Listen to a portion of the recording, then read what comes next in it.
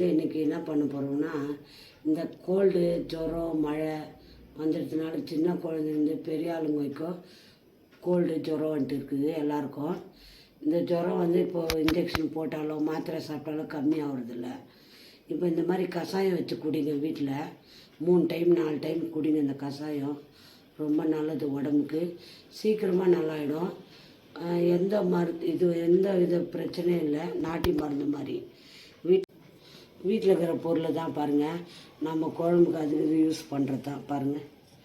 என்னென்ன பார்க்கலாங்களா? இந்த கஷாயத்துக்கு பாருங்கள், எல்லார் வீட்லேயும் இருக்கும், எல்லா இடத்துலையும் கிடைக்கும் வேப்பலை. இந்த வேப்பலை வந்து ரொம்ப நல்லது உடம்புக்கு. இந்த கஷாயம் குடித்தா பாருங்கள், இந்த வேப்பலை ஒரு 4 குச்சி எடுத்துக்கோங்க. ரொம்ப கூட வேண்டாம். பாருங்கள், ஒரு 4 குச்சி எடுத்துட்டு 4 குச்சி எடுத்துக்கோங்க. இந்த குச்சி மட்டும் பாருங்கள், இந்த இலை வேண்டாம் நம்மளுக்கு. இந்த இலையை என்ன பண்ணலாம், எல்லாத்தையும் எடுத்துகிட்டு போட்டுடுங்க. வேப்ப இலை எல்லா இடத்துலையும் கிடைக்கும், எல்லார் வீட்லேயும் இருக்கும், பக்காக்க கூட கிடைக்கும். பாருங்கள், வெறும் குச்சி எடுத்துக்கோங்க. இந்த குச்சை வந்து நம்ம சின்ன சின்னதாக கட் பண்ணிக்கலாம். இந்த குச்சை வந்து நம்ம சின்ன சின்னதாக கட் பண்ணிக்கலாம்.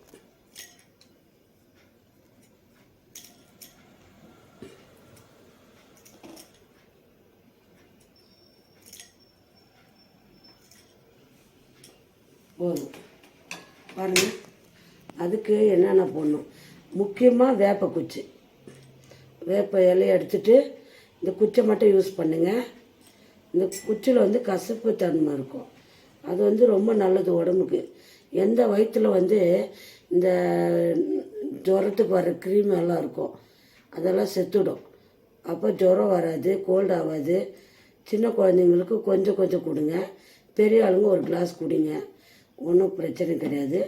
பாருங்கள், ஒரு பீஸ் இஞ்சி எடுத்துக்கோங்க.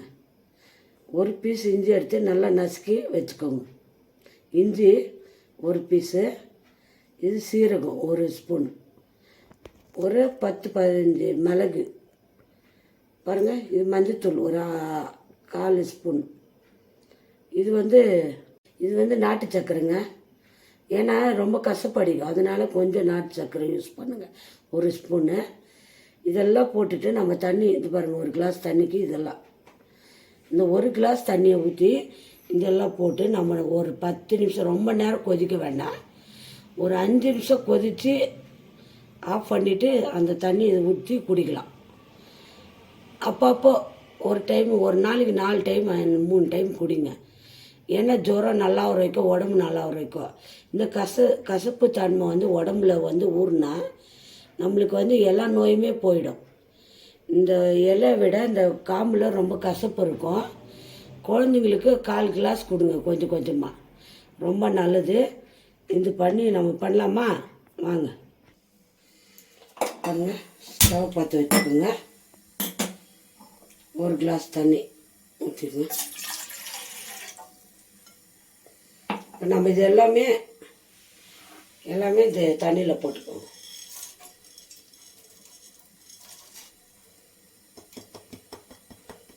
அவ்வளோதாங்க, ஒரு 5 நிமிஷம் கொதிக்க விடுங்க. ரொம்ப கொதிக்க வேணாம், கசப்பாக இருக்கும். ஒரு 5 நிமிஷம் கொதிக்கிட்டு இருங்க. பாருங்கள், நல்லா கொதிச்சிச்சு. 5 நிமிஷம் கொதிக்க விடுங்க, போதும். ரொம்ப நேரம் கொதிக்க வேண்டாம், 5 நிமிஷம் கொதிச்சா போதும். ஆஃப் பண்ணிடலாம். இப்போ எடுத்து ஃபில்ட்ரு பண்ணிக்கலாம்.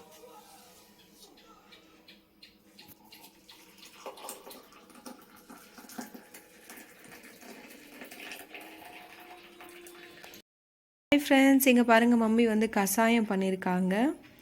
ஆக்சுவலாக எனக்கு வந்து ஒரு 10 டேஸ் ஃபீவர் இருந்தது, சரியாக ஆகலை, டாக்டர்கிட்ட போய் கூட.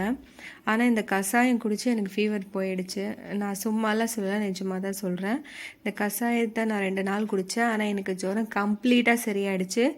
ஸோ கண்டிப்பாக நீங்களும் இதை வீட்டில் கண்டிப்பாக ட்ரை பண்ணி பார்க்கணும். இது கஷ்டமான இன்க்ரீடியன்ஸ் இல்லை, ரொம்ப சிம்பிளான இன்க்ரீடியன்ஸ், ரொம்ப நேச்சுரலான இன்க்ரீடியன்ஸ். நீங்கள் வச்சு இந்த கஷாயத்தை 5 நிமிஷத்தில் பண்ணி குழந்தைங்களுக்கு கொஞ்சம் கொஞ்சம் கொடுக்கலாம். பெரியவங்க கூட ஒரு நாளைக்கு 2 to 3 டைம்ஸ் குடித்தா கண்டிப்பாக எந்த மாதிரியான வைரஸ் இருந்தாலும் நம்ம பாடியில் அது எல்லாமே செத்து போயிடும். ஃபீவர் சரியாயிடும், கோல்டு சரியாயிடும், எல்லாமே குவிக்காக சரியாயிடும். ஸோ கண்டிப்பாக இதை நீங்கள் வீட்டில் செஞ்சு பாருங்கள். கண்டிப்பாக உங்களுக்கு நல்ல ரிசல்ட் கொடுக்கும். ஸோ கூடிய சீக்கிரம் இன்னொரு டிஷ்ஷோடு உங்களை சந்திக்கிறோம். Bye bye, take care friends. So மறக்காமல் நம்ம சேனலை லைக் பண்ணுங்கள், ஷேர் பண்ணுங்கள், சப்ஸ்கிரைப் பண்ணுங்கள். பபாய்.